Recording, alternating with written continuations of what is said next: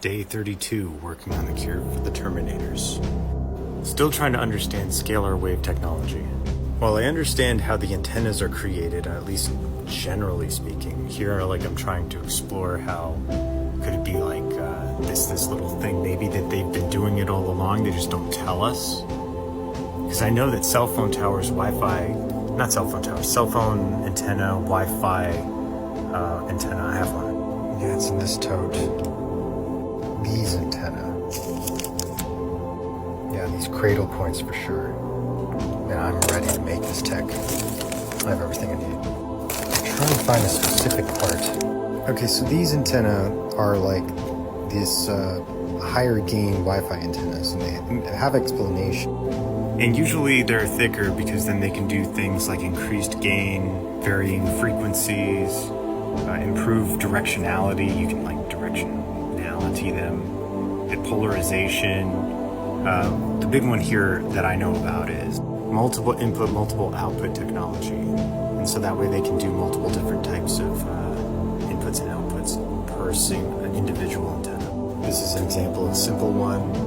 Here's another type. Okay, now we're talking. This is closer to what I was looking for. And all kinds. But none of these are exactly what I'm looking for in terms of, it may have that little spinny, but it's a one-way thing. See how this little is a coaxial cable or an antenna cable for a signal. But it's just a one-way transmission. Two-way? What I really mean to say is it comes in, but then it doesn't come out the other side. Whereas very clearly, scalar wave tech is supposed to come in and out, it has an in and out. Although it's possible that these can still do scalar anyway if you're just kind of doing an AC signal, instead of just a signal. I don't know. I just have a lot to learn.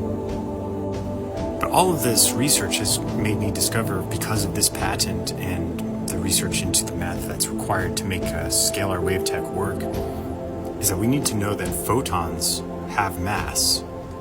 And so our physics teachers don't even know this. We were lied to. So that's huge. And it's in this theory, this Maxwell-Proca theory. And in combination of learning the D'Alembertian operator, which is the square, and then diving into special relativity, and then expanding out of special relativity, and then going into other theories and concepts. Whatever's going on in between these spaces, here actually I can make it. The architecture makes it so that the magnetic polarization ends up going only one way as it travels through, as the electric current goes through this conduit. So what they're saying is that when these two go against, and when you get a repulsor situation and you just keep them pressed against each other, that does something else where you get a scalar wave electromagnetic frequency. So there's no magnetic field, they cancel each other out.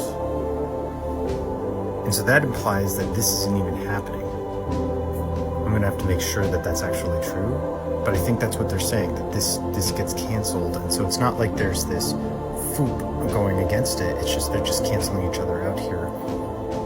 But it's not like that energy's going nowhere, because you have to keep it pressed. And so that creates a spatial flux, a gravimetric tensor in this area in the center here. And I'm realizing, because of that gravimetric tensor, that this technology doesn't, we're manipulating space, and when that happens, you're manipulating time. And so you're manipulating space-time. So that means that these things manipulate space-time. We're talking about something that can, maybe the real reason why this is classified, or was classified, is because this is the basis for how time travel technology works. At the very least, we can make time dilation technology. Not just better than that, we can modulate time into frequency patterns. That's very advanced and complex. In universal symbology, the circle is a cycle. And then you can specifically call out phases. So this would be like 0 phase, 1/3 phase, 1 second phase, and then you can go back to the first phase, which is also 3 out of 3, right? But you can also go reverse 2. And the only, in order to do that reversal, you just change the direction instead of where the electrons are flowing, and that changes how the cycle's moving, and that changes the frequency pattern coming out of here on a scalar waveform. Gosh, that would be like time reversal. I mean, we're talking about something that can do time, not just time dilation, but time reversal.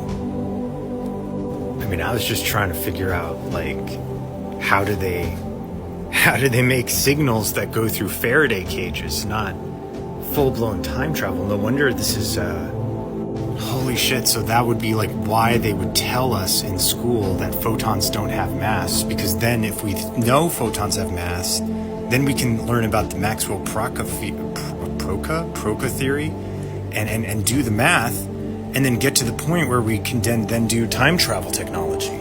But the ramifications of such technology are extreme. I mean, if we make the wrong thing, if we don't know what we're doing, we're just haphazardly building this stuff. I mean, that's part of why I haven't been doing it.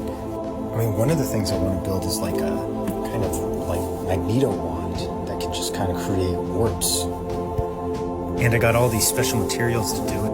Ferrofluid, advanced EMI, RFI blocking types of sprays, and just oodles of neodymium magnets of all sizes for whatever kind of purpose I might need. Little computers to do all the calculations, even smaller ones, and a whole bunch of different types of frequency transmitters. But I have foreseen that if I make this haphazardly, gosh, I could create things like warp portals or something. I don't even understand how that's plausible.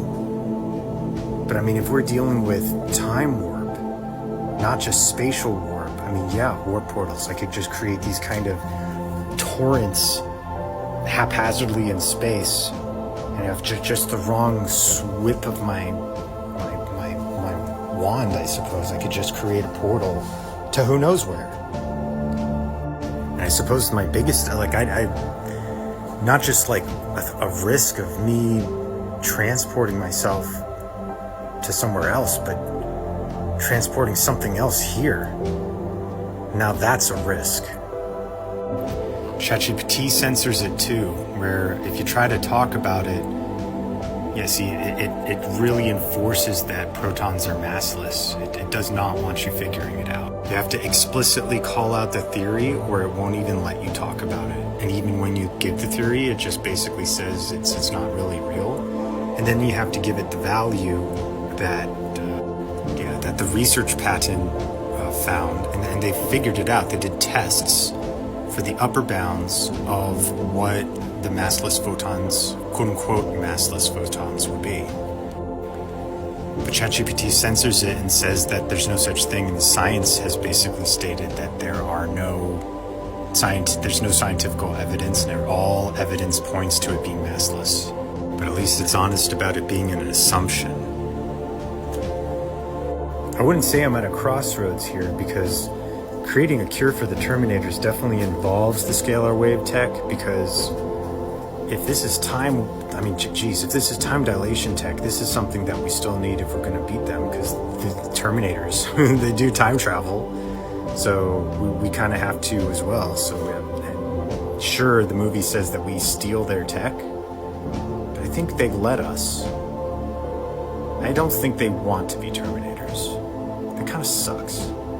Oh, and I definitely use movies as references from, I mean, Psychic Powers are declassified 2017. Get over it. I mean, people can see the future. The CIA knows this. Which means a lot of sci-fi is simply just people looking into the futures. Futures, not just one. It's all of reality. And the only truth is what's happening in the present.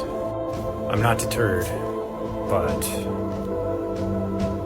I'm gonna really have to ramp up to the point where I'm a math whiz if I'm gonna be able to do this kind of stuff.